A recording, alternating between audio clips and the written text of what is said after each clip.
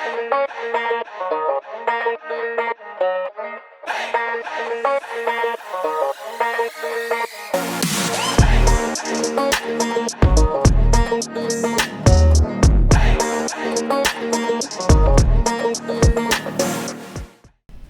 का अड्डा पर आपका स्वागत है। हर बार की तरह ये लाइन दोहराने की ज़रूरत नहीं है, पर फिर भी कहूँगी कि काफ़ी समय बाद एक कहानी सुना रही हूँ।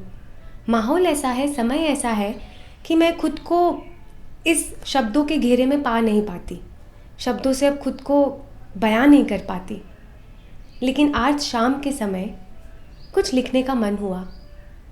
पता नहीं तुम्हें ये आवाज़ आ रही होगी कि नहीं, पर मेरी खिड़की से शायद कोई धुन सुनाई दे रही है। 2 घर छोड़ के कोई तो कुछ म्यूज़िकल इंस्ट्रूमेंट बजा रहा है। रोज़ शाम को मैं वेट करती हूँ कि ये आवाज़ कब आएगी, और आज जब वो आवाज़ आई तो लिखने का मन हुआ, और वही तुम्हें सुनाने जा रही हूँ। इस छोटे से लेख का नाम है तुम खुश रहो। सुनाती हूँ। 2015 में मैंने तुम्हें लिखना शुरू किया था। विमेंस राइटिंग, विश्व भर की औरतों के लेख, उनके द्वारा लिखी और कही गई बातें बार बार तुम तक ला देती। महाश्वेता देवी के साथ भारत के ऐसे कोने देख रही थी जिन्हें ना स्कूल की टेक्स्ट बुक बताती है और ना रूढ़िचुस्त समाज।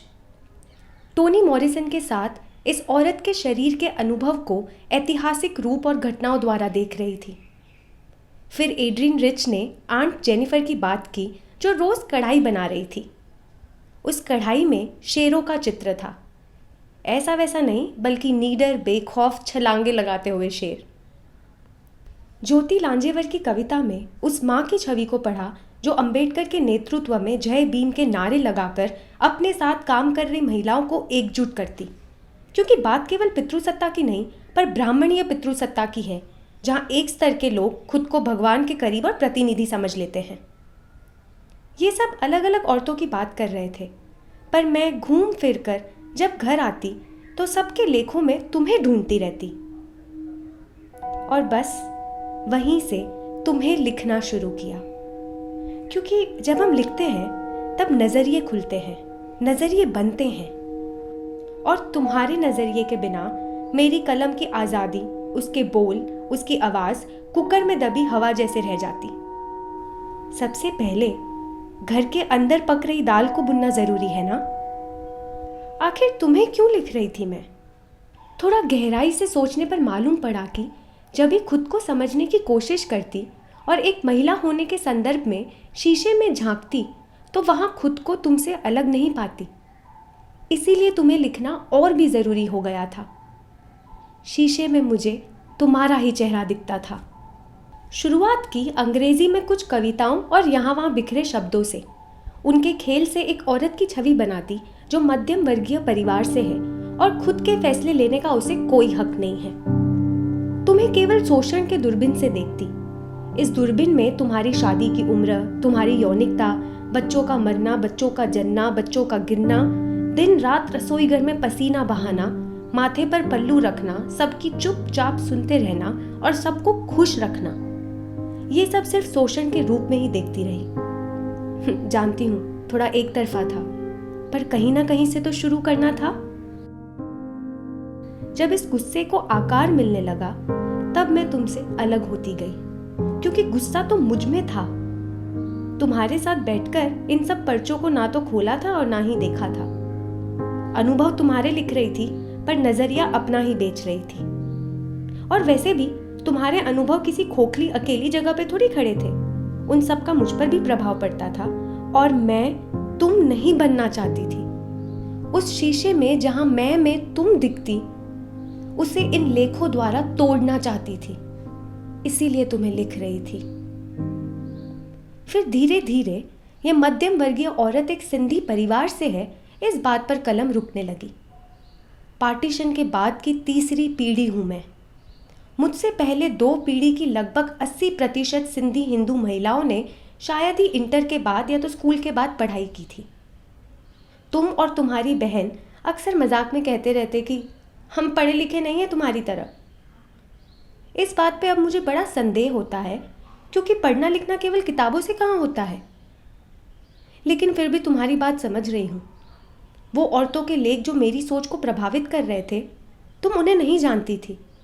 उसके बावजूद मुझे देखकर जानने की इच्छा को जगाती थी। और इसीलिए अब अंग्रेजी से हिंदी और सिंधी में हमारी बातें होने लगी थी। मुझे थोड़ा अहम था कि मैं तुम्हें कुछ नया बता रही हूँ और कुछ नया सिखा रही हूँ। सालों बाद जब फिर से मुड़कर देखा, तब पता चला सीख तो हम दोनों रहे थे, तुम मुझसे और मैं तुमसे।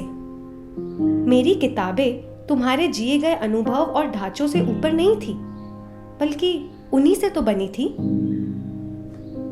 इसीलिए इसके बाद मैंने जब तुम्हें लिखा तो वो कहानियां बनती चली गई। 3 पीढ़ियों में हो रही बातचीत पर कहानियां, फिर वो बात प्रतिरोध की हो, सरकार की हो, या किस सब्जी में कौन सा मसाला डलेगा इसकी हो। ऐसा तो नहीं था कि एक दिन बात हुई और दूसरे दिन सब बदल गया। पता नहीं तुम इन बातों का क्या तर्क निकालती रही और कब। इन बातों को फोन पे दोहराती रही, कैसे वो तो इतना नहीं जानती, पर हाँ, इन्हें दोहराया गया वो मैंने सुना जरूर।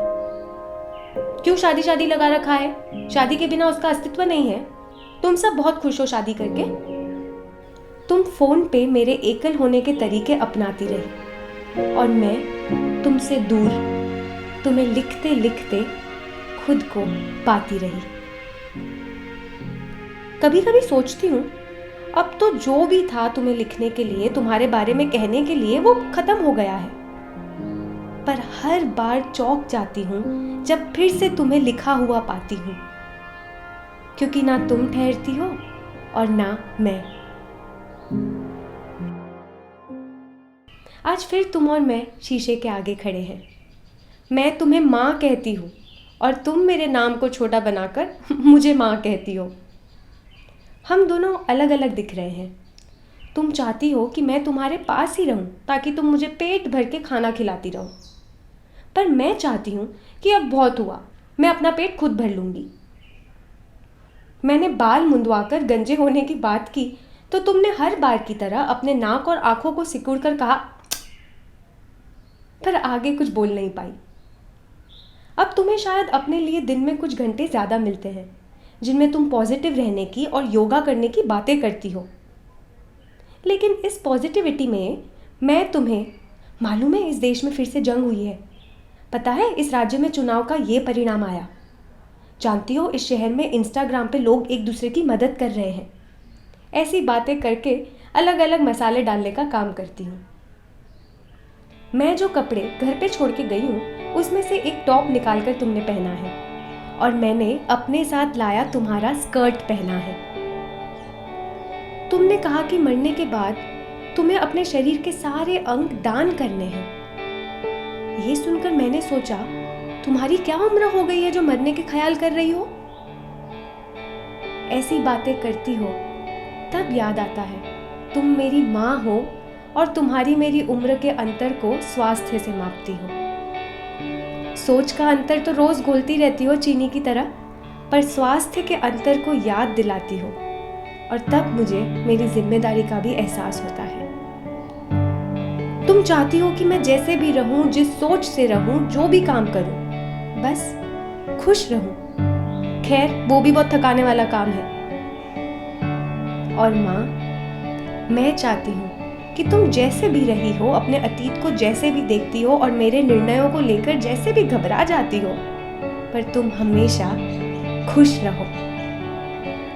अब मैं शीशे में देखकर यही सोचती हूँ कि तुम, मेरी माँ, खुश रहो।